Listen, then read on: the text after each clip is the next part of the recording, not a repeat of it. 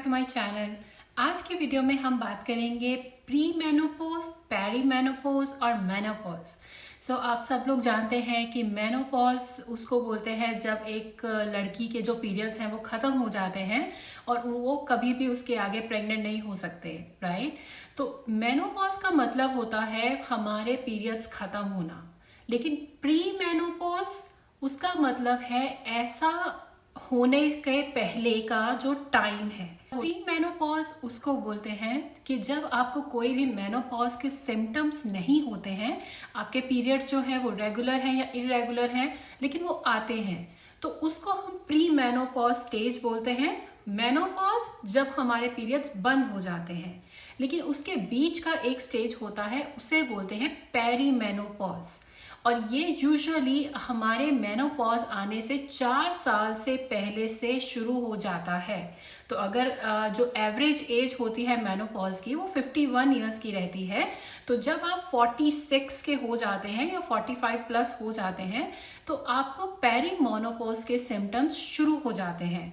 तो आज हम बेसिकली इस बारे में बात करेंगे कि पेरी मेनोपॉज होता क्या है, सिम्टम्स क्या होते हैं और उससे हमारी बॉडी के ऊपर कैसे असर होता है। ओके, आपको ये जानना है कि मेनोपॉज मतलब पीरियड्स बंद होना वो एकदम से नहीं होता कि आप एक रात सोए और नेक्स्ट डे आपने देखा अरे पीरियड्स बंद हो गए।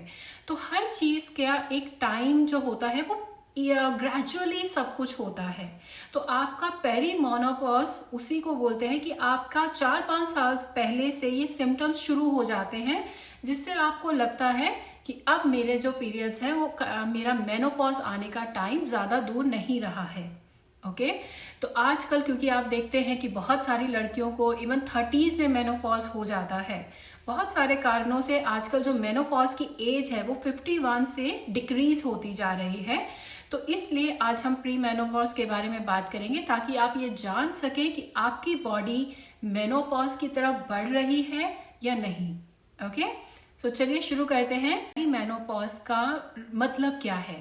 पेरी मेनोपॉज का मतलब है हमारी बॉडी में, हर फीमेल की बॉडी में 2 हार्मोन्स रहते हैं, एस्ट्रोजन और टेस्टोस्टेरोन।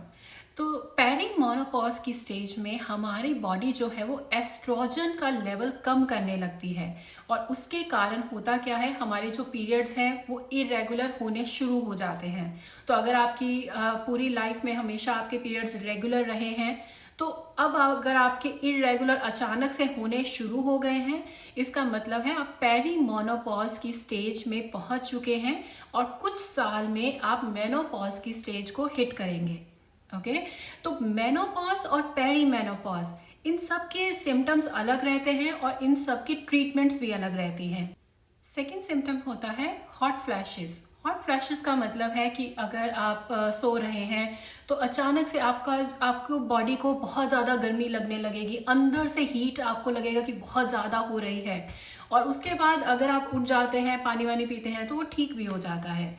लेकिन ये जो सिम्टम है इसको हॉट फ्लैशेस के नाम से जाना जाता है और ये पेरी मेनोपॉज का एक बहुत बड़ा सिम्टम है। ओके, नेक्स्ट होता है स्लीप डिस्टर्बेंसेस। तो अगर आप रात को सो नहीं पा रहे हैं और आपकी एज जो है वो 40s में है या 45 प्लस है, या हो सकता है आप 30s में ये सिम्टम फील करना शुरू कर दें, क्योंकि आजकल मैंने जैसे कि बताया कि हमारी मेनोपॉज की जो एज है वो डिक्रीज होने लगी है। तो आपको ये चीज़ चेक करवानी चाहिए कि आपका जो स्लीप ना आना, आपको नींद ना आने का कारण क्या हो सकता है। नेक्स्ट होता है आपका मूड स्विंग्स। आपको खुद को पता नहीं चलेगा लेकिन आप बहुत सी छोटी बात पे भी एकदम गुस्सा कर जाएंगे या बड़ी से बड़ी बात भी आपको गुस्सा नहीं दिलाएगी, तो ऐसे मूड स्विंग्स होने लगेंगे। नेक्स्ट होता है यूटीआई, जिसको हम यूरिनरी ट्रैक्ट इन्फेक्शंस बोलते हैं। तो ये नॉर्मली लड़कियों में होता है, ज़्यादातर लड़कियों में होता है। तो इसका मतलब है कि आपको जो प्राइवेट पार्ट्स हैं वहाँ पे बहुत जल्दी इन्फेक्शन होने लगेगा, कभी बैक्टीरियल इन्फेक्शन या यीस्ट इन्फेक्शन या किसी ना किसी तरीके का अलग सा डिस्चार्ज, ये सारा कुछ होने लगेगा। नेक्स्ट होता है ड्राइनेस। तो आप अगर नोटिस करेंगे तो आपका जो प्राइवेट पार्ट्स हैं उसमें आपको ड्राइनेस बहुत जल्दी होने लगेगी, जो आपको पहले नहीं होती थी, लेकिन अभी एज के कारण आप पेरी मेनोपॉज की स्टेज में जब एंटर करते हैं तो आपका ड्राइनेस इंक्रीज हो जाता है। ओके। नेक्स्ट होता है कोलेस्ट्रॉल। तो जो लोग पेरीमेनोपॉज की स्टेज में है वो कुछ भी खाएं, कुछ भी करें, लेकिन उनकी बॉडी ऐसे हार्मोन बनाती है जिससे आपका जो कोलेस्ट्रॉल लेवल है वो बढ़ने लगता है। तो उसके लिए आपको डॉक्टर ट्रीटमेंट करनी पड़ती है। अगर आप सोचेंगे कि मैं तेल वाली चीज़ें ना खाऊं और उसके कारण मेरा कोलेस्ट्रॉल ठीक हो जाएगा, तो वो नहीं हो पाएगा, क्योंकि आप पेरीमेनोपॉज की स्टेज में आने के बाद आपकी बॉडी अंदर से ही वैसे हार्मोन्स बना रही है जिसको आप बिना ट्रीटमेंट के कंट्रोल नहीं कर पाएंगे। और भी इसके बहुत सारे सिम्टम्स होते हैं, जैसे कि थकान होना या पीरियड्स का ज़्यादा देर तक चलना या बहुत जल्दी ख़त्म हो जाना या बहुत ज़्यादा हैवी होना या आपके बहुत जल्दी लाइट में ही होके ख़त्म हो जाना या पीरियड्स होने के बाद भी आपको स्पॉटिंग होना। तो ऐसे बहुत सारे सिम्टम्स हैं पेरीमेनोपॉज के, तो जो आपको ध्यान में देने चाहिए। ओके, अब हम बात करेंगे ट्रीटमेंट की। तो पेरीमेनोपॉज की ट्रीटमेंट के लिए दो चीज़ें रहती हैं। पहला होता है एस्ट्रोजन हार्मोन थेरेपी।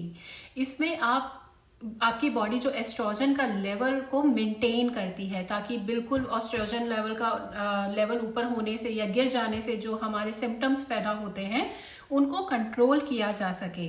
ओके, और ये डॉक्टर ट्रीटमेंट है। आपको डॉक्टर के पास जाके ही इसका प्रिस्क्रिप्शन लेनी पड़ती है और आपको ट्रीटमेंट करवाना पड़ता है।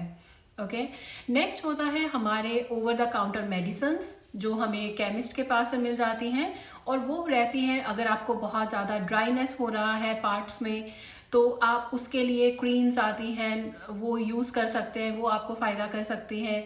या अगर आपको नींद नहीं आती है तो आप स्लीपिंग पिल्स का इस्तेमाल कर सकते हैं। या अगर आप बहुत ज़्यादा सोचते रहते हैं उसके कारण, तो आप एंटी डिप्रेसेंट्स ले सकते हैं। बट ये सब चीज़ें आपको तब लेनी चाहिए जब आप डॉक्टर से कंसल्ट कर लें। ओके, अपने आप से जाके केमिस्ट से ये सब दवाइयाँ मत लें, ये आपको डेंजरस जोन में भी डाल सकती हैं। तो ये होता है हमारे पेरीमेनोपॉज स्टेज को कैसे ट्रीट कर सकते हैं। अब हम बात करेंगे होम रेमेडीज की। अब हम बात करेंगे होम रेमेडीज की कि ऐसी कौन सी चीज़ें हैं जो अगर आप जो घर पे कर सकते हैं और उससे आपके जो पेरीमेनोपॉज के सिम्टम्स हैं उनको आप कंट्रोल कर सकते हैं। ठीक नहीं हो पाएगा, ठीक आपका डॉक्टर ट्रीटमेंट से ही होगा, लेकिन कंट्रोल कर सकते हैं। ओके, तो पहला होता है एक्सरसाइज। आपको रेगुलर एक्सरसाइज करना चाहिए और उस एक्सरसाइज से एक तो आपके मूड स्विंग ठीक होंगे, आपका कोलेस्ट्रॉल लेवल कंट्रोल में आएगा, आपका वेट जो ऑलरेडी बढ़ने लगा है पेरीमेनोपॉज स्टेज में आने से वो कंट्रोल में होगा।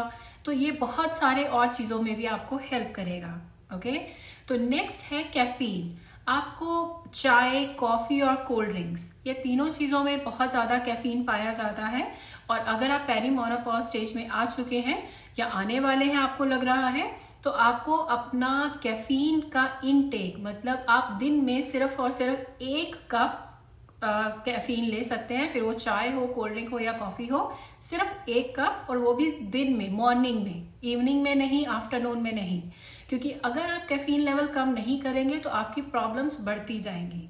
ओके, नेक्स्ट आप कर सकते हैं कि आप एक बार में आप बहुत ज़्यादा खाना ना खाएं। मतलब अगर आप लंच, डिनर या ब्रेकफास्ट कर रहे हैं तो जहां आप 3 रोटी खाते थे वहां पे आप 1.5 रोटी कर दें। ओके, तो उससे क्या होगा, आपकी बॉडी को डाइजेशन करने में थोड़ा टाइम मिलेगा, इजीली वो डाइजेस्ट कर पाएगी और आपकी प्रॉब्लम्स जो हैं वो कम होने लगेंगी। क्योंकि जब आप पेरीमेनोपॉज स्टेज में चले जाते हैं तो आपका डाइजेशन लेवल भी उतना अच्छा से नहीं काम करता है। इसलिए आपको ये जानना है कि प्री मेनोपॉज मतलब जब आपको कोई भी प्रॉब्लम नहीं है, पेरीमेनोपॉज जब आपको मेनोपॉज वाले कुछ कुछ सिम्टम्स आने लगे हैं लेकिन आपके पीरियड्स चल रहे हैं, आप अभी भी प्रेग्नेंट हो सकते हैं, और मेनोपॉज मतलब अब आप प्रेग्नेंट नहीं हो सकते हैं, आपके पीरियड्स खत्म हो चुके हैं।